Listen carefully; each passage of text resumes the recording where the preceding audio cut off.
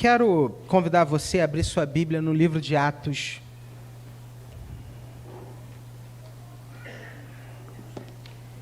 Atos, capítulo de número 7.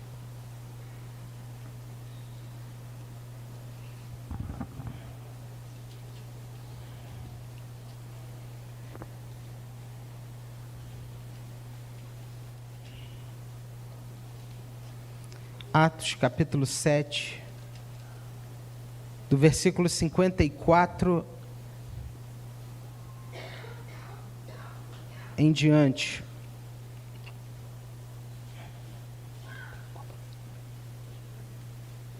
Atos 7, de 54 em diante.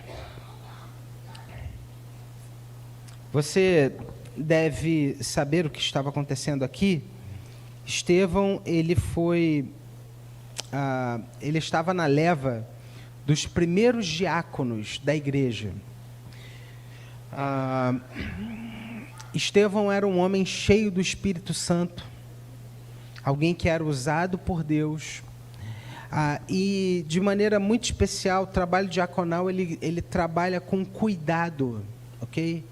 Cuidado, ele cuidava dos membros da igreja, ele cuidava dos irmãos da igreja, naquilo que faltava, naquilo que necessitava ser feito, o diácono ele estava ali. Só que Estevão, segundo o texto bíblico, ele era um homem cheio do Espírito Santo e tremendamente usado por Deus.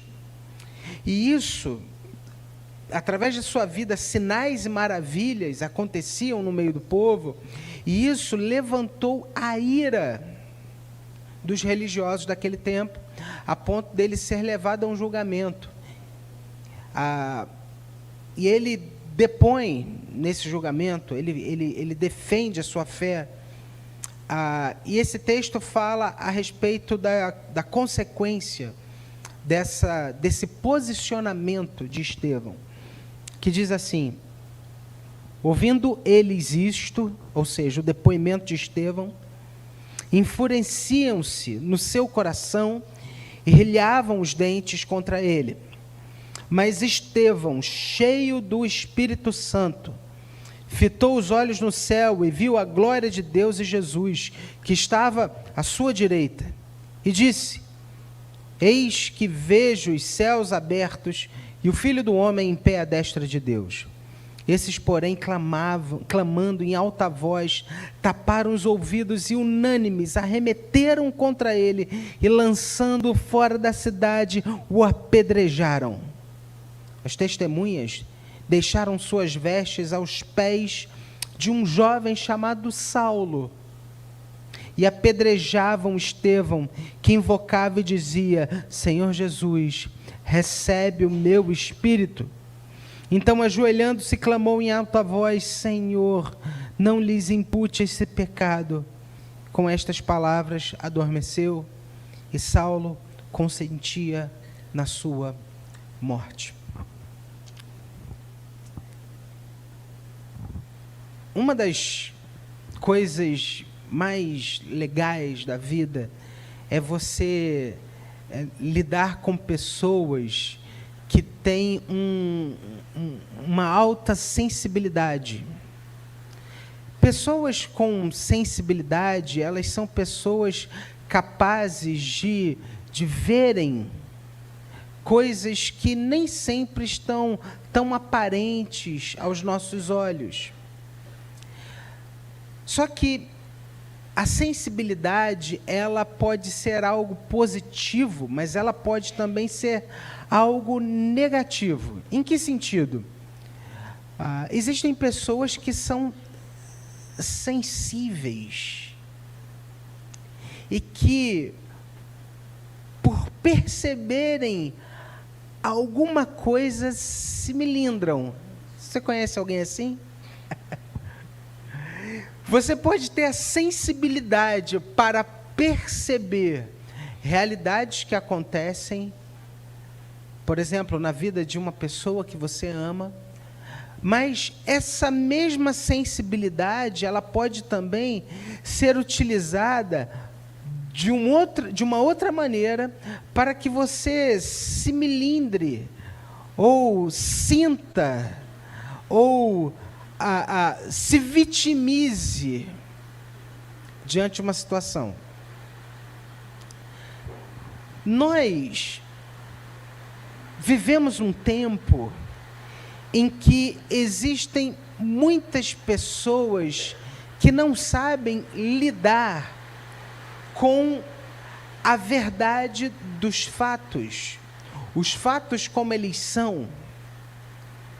E é como que se fossem dotadas de um alto grau de sensibilidade e que não conseguissem administrar a dor dos seus próprios problemas.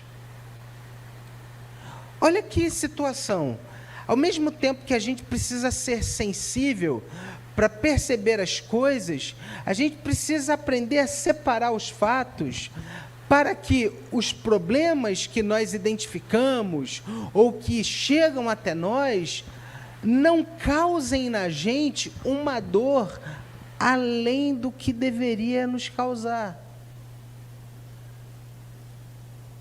E aí a gente chega num ponto que é importante e muito sensível para nós, porque nós estamos num tempo, numa época em que a nossa sociedade ela tem marcas, e assim, nós somos como que peixes dentro de um aquário. A gente está dentro de uma realidade, há uma cosmovisão que impera, que perpassa pelas pessoas, e nós estamos imersos a isso.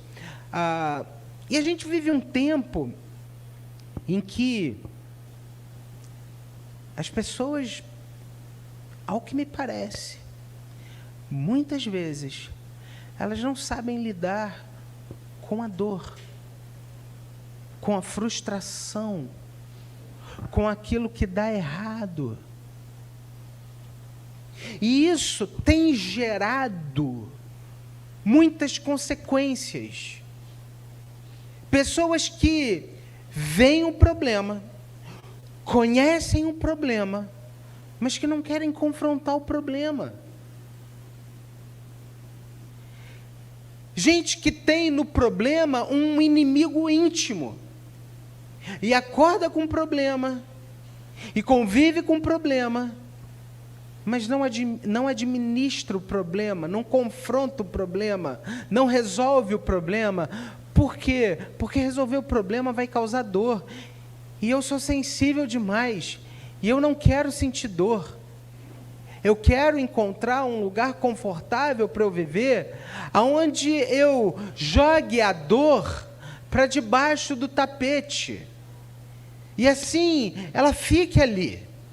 Ela vai existir, o problema vai existir, mas eu não quero vê-lo, eu não quero encontrá-lo.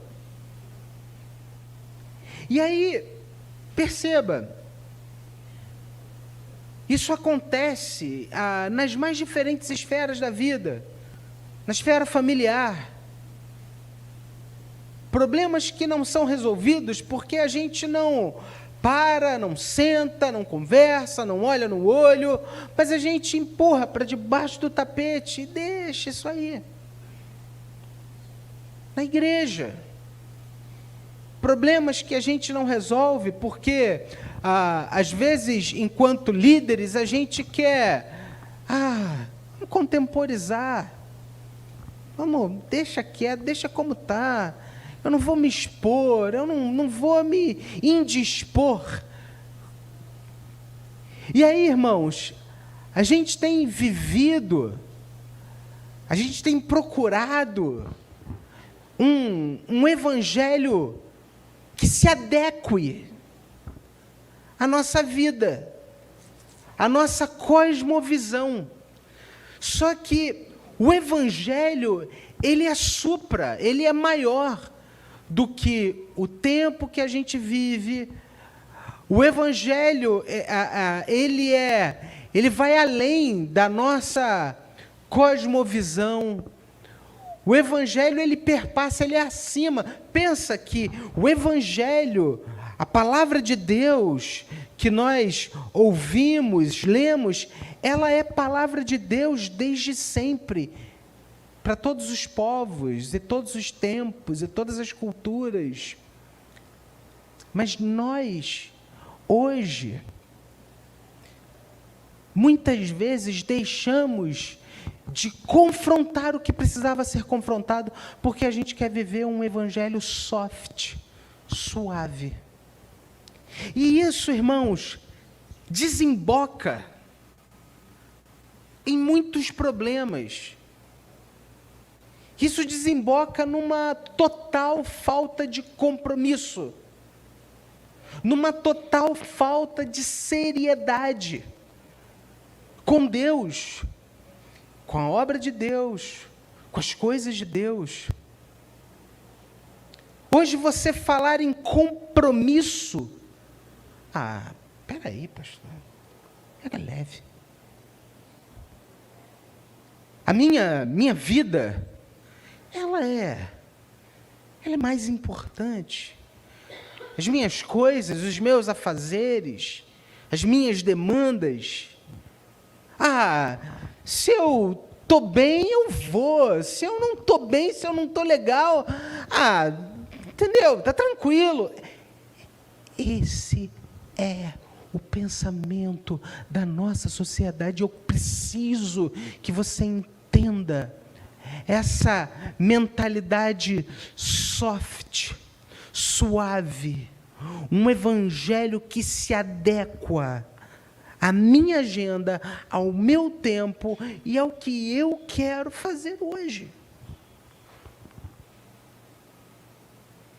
E eu me pergunto, por quê? Que muitas vezes na nossa mente, pensamentos como esse se fazem tão presentes. Simples.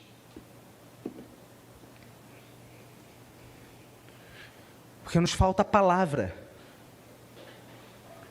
Às vezes eu ouço algumas coisas na igreja que eu me pergunto, eu falo assim, cara, peraí, como que a pessoa ela pode achar isso?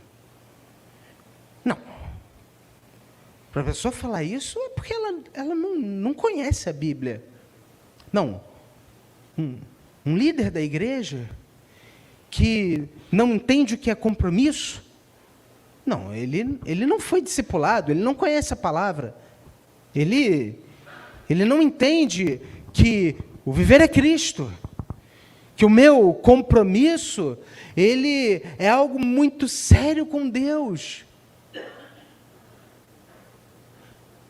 E aí, irmãos e irmãs, eu tenho chegado a uma convicção de que muitas vezes nós vivemos um outro evangelho, que não é o evangelho da palavra, mas é um evangelho que nós construímos aqui dentro, que se adeque à nossa vida.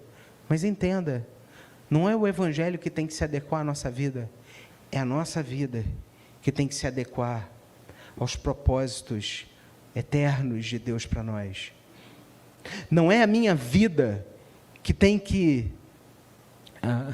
Não sou eu que tenho que tentar adaptar o evangelho, a palavra, a minha agenda, as minhas coisas. Não. É a Bíblia, é o meu Senhor que molda o meu coração, que vem lapidando a minha vida e que me leva a ser uma nova pessoa, uma pessoa que vive e caminha pela fé. Preste muita atenção. O evangelho que chegou até nós, o evangelho que chegou a mim e a você, ele chegou porque no passado, homens e mulheres abriram mão de suas próprias vidas, se dedicando ao Senhor, à sua palavra e caminhando pela fé. Eu me preocupo que tipo de igreja nós deixaremos para os nossos filhos e netos? Com esse evangelho soft, suave, que se adequa à minha agenda e à minha vida? Que tipo de filhos nós estamos criando? Ou que tipo de exemplo nós somos para os nossos filhos? Que tipo de exemplo nós somos para os nossos netos?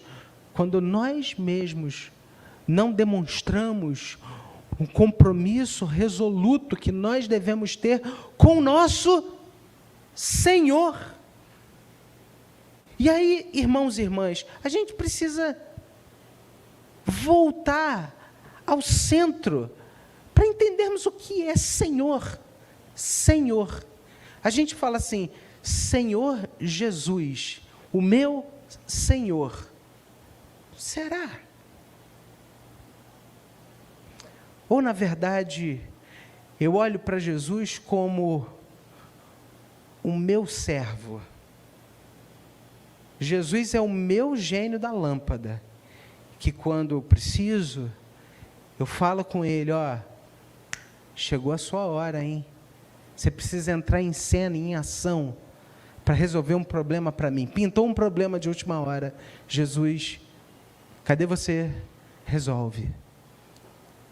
Você consegue perceber como muitas vezes nós nos distanciamos do Evangelho e queremos um Evangelho que se adapte à nossa vida? E aí nós nos voltamos para um texto como esse que acabamos de ler, de um homem que, por conta de um compromisso que não é radical, e aí eu quero que você entenda, o compromisso de Estevão não é um compromisso radical, o compromisso de Estevão é um compromisso. A fé de Estevão é a fé como deve ser. Um homem crente, cheio do Espírito, normal.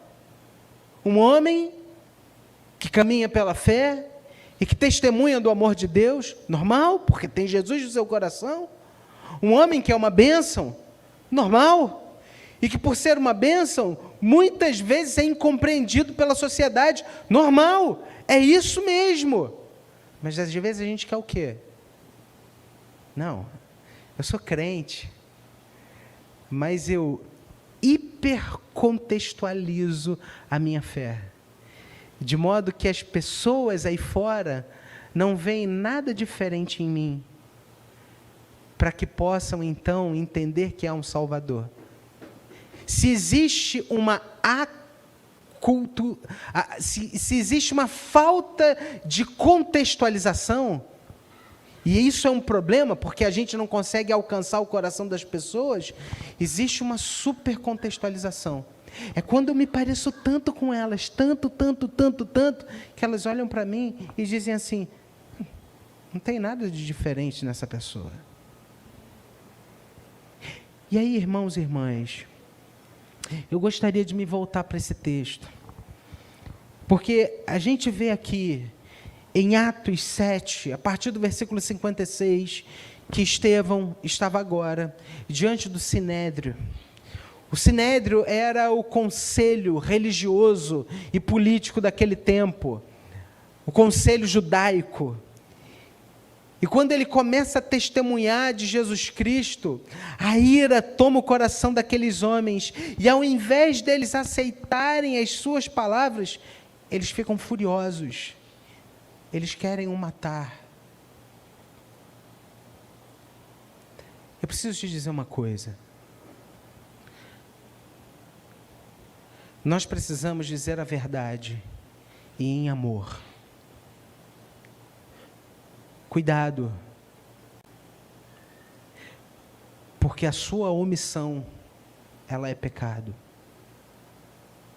Quando você não quer se expor, quando você não quer se indispor, e aí você simplesmente aceita, simplesmente você a cultura desse tempo invadiu seu coração e te formou, te formatou. E você precisa tomar cuidado, porque o que precisa lapidar o seu coração são os princípios do Evangelho, a palavra de Deus. Muitas vezes, nós vamos precisar nos indispor. Vou ter que chegar e falar: Ritinha, minha irmã, eu te amo, mas você fez um negócio que eu não gostei.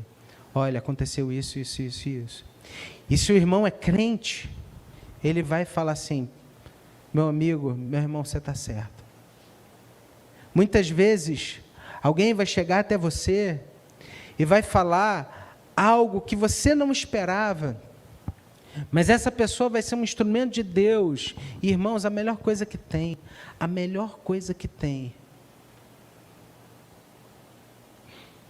é quando nós ouvimos verdades em amor. Verdades em amor corrigem rotas. Verdades em amor nos ajudam. Verdades em amor clarificam o nosso caminho. Mas nós, muitas vezes, adoramos a nossa imagem e a gente não quer ficar mal, a gente não quer se indispor ou se expor. Por quê? Porque nós somos inseguros.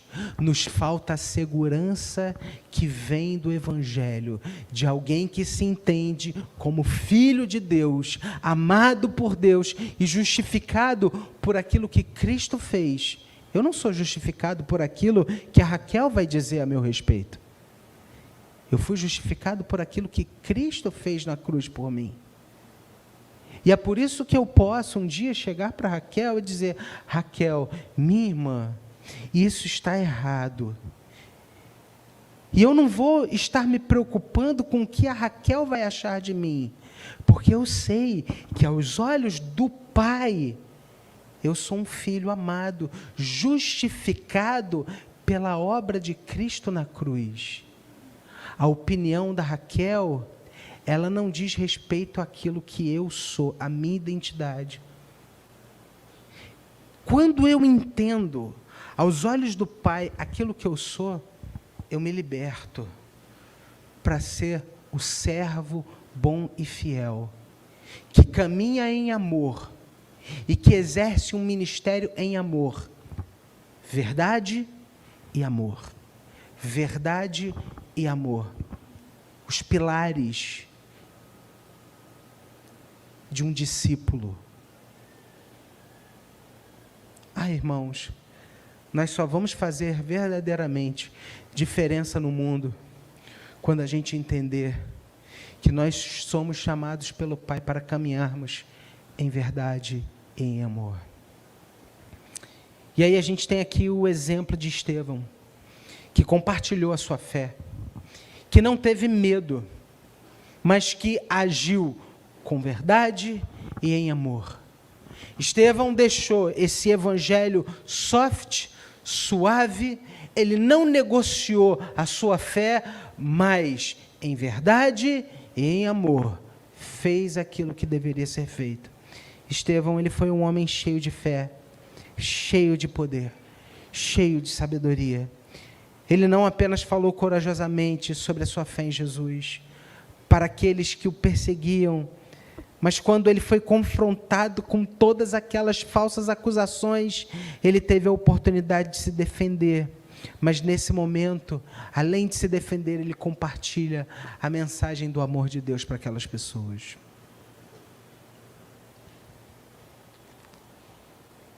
Será que você tem hoje se colocado num lugar de defensiva, num lugar mais confortável, aonde você não precisa expor a sua fé? Ou você tem se colocado como instrumento nas mãos de Deus e aproveitado as oportunidades que Ele mesmo tem colocado diante de você e testemunhado do amor, da graça de Deus, aqueles que te cercam e que não o conhecem? O texto, ele fala também sobre esse poder transformador do testemunho de Estevão. Porque apesar da sua morte trágica, e você viu que por conta da sua palavra ele é apedrejado e morto, o testemunho de Estevão, ele teve um impacto que foi duradouro naquela igreja primitiva. A coragem, a fidelidade de Estevão inspiraram outros irmãos a permanecerem firmes na fé, mesmo diante de um cenário de tamanha perseguição religiosa como era naquele tempo. Eu quero dizer para você, hoje a gente vive também um cenário, mas acredite você, muito pior.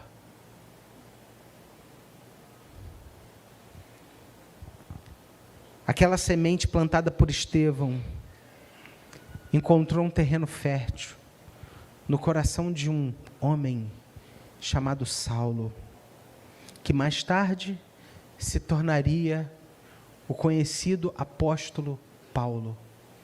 Você viu que o texto que lemos termina dizendo que aqueles acusadores, aqueles assassinos, pegam as roupas de Estevão e jogam sobre os pés de Saulo, que consentia, que aprovava a morte de Estevão.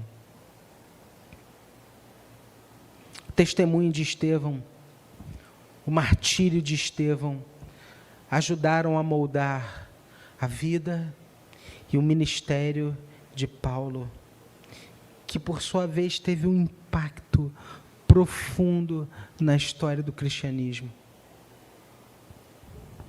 Isso ensina para mim e para você que, mesmo que a gente não consiga ver naquele momento, que a nossa tomada de posição, que o nosso testemunho, que a nossa caminhada em amor e verdade produz frutos que às vezes a gente não consegue perceber. A gente precisa entender que no futuro, esse ato trará consequências maravilhosas na vida de outras pessoas. Esse texto que a gente leu aqui, a história de Estevão, é para mim e para você um lembrete poderoso de que nós não podemos nos omitir. Nós não podemos abdicar do nosso testemunho. Em muitos momentos nós precisaremos firmar uma posição. Em muitos momentos nós precisaremos nos expor. Em muitos momentos, usando um bom português, a gente vai precisar colocar a nossa cara à tapa. Para defendermos os valores do Evangelho, para defendermos a nossa fé e para sermos um instrumento de Deus na vida de outros irmãos.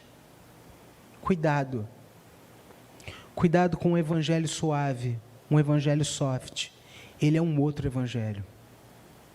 Cuidado quando você, inseguro, tomado por uma insegurança, com medo de se expor e de pensar o que vão achar de mim, você deixa de fazer aquilo que o Senhor espera que você faça. Cuidado também com as palavras que você utiliza, porque palavras sem amor causam divisão.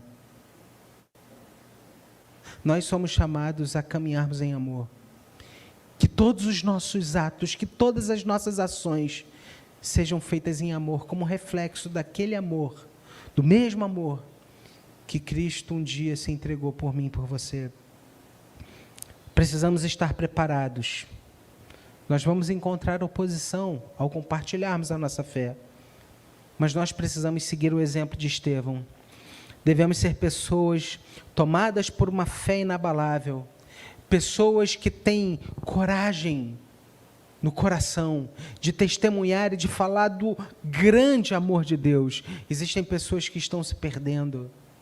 E nós precisamos ter coragem de testemunhar de Jesus para essas pessoas. Mas, em terceiro e último lugar, já concluindo, precisamos pregar o Evangelho com amor e graça. Amor e graça. Que Deus nos use. Que Deus use sua vida. Que você deixe seus medos para trás. Que você deixe sua insegurança para trás. Que você peça ao Senhor: Senhor, eu reconheço, muitas vezes eu deixei de tomar uma posição, de ter um posicionamento, porque eu me senti inseguro, eu me senti com medo. Mas, Pai, eu quero me posicionar, porque eu sei que o Senhor me ama, e a minha identidade, ela está firmada em Cristo. Não naquilo que os outros acham a meu respeito. Que você caminhe pela fé, que você esteja preparado, que você siga esse exemplo de Estevão e que você compartilhe o Evangelho com amor e graça, deixando de lado esse falso Evangelho, mas que você viva o verdadeiro Evangelho e que você seja, dia após dia, usada e usado verdadeiramente por Deus. Que o Senhor te abençoe. Pai, em nome de Jesus, toma a nossa vida em Tuas mãos. Nos usa, Senhor, com poder e graça, e abundante graça. Nós queremos ser instrumentos nas Tuas mãos. Existem pais aqui que precisam falar algumas verdades em amor para os seus filhos. Existem pessoas aqui que precisam, em amor, se dirigir a seus amigos. Que o Senhor use a cada pessoa aqui como instrumento de graça nas Tuas mãos, para que veredas possam ser endireitadas, para que caminhos tortuosos do coração possam ser aplainados. Faz isso, Senhor. Faz isso. Mas molda também o nosso coração, porque talvez possa ser que existam pessoas aqui que foram ministradas há tempos atrás, que ouviram de um irmão, de um amigo, palavras de graça e de verdade, mas que se deixaram levar pela mágoa no coração. Trabalha o nosso coração, Pai. Vem lapidar a nossa vida. Nos ensina a perdoar e a caminhar pela fé em Cristo. Em nome de Jesus. Amém e amém. Eu quero